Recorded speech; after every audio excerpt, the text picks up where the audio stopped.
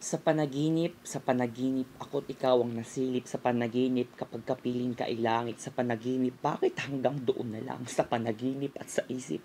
Hindi ba puwedeng sa totoong buhay ang sa panaginip ay sumapit na ako't ikaw, tayong dalawa ay magkapit sa panaginip? Ang iyong tawa ay damang-dama sa panaginip, pero bakit sa totoong mundo ay kabaligtaran ang nasa panaginip? Tila isa akong hangin na hindi mo mabigyang pansin na eto ako sa Facebook status ay puro pasaring.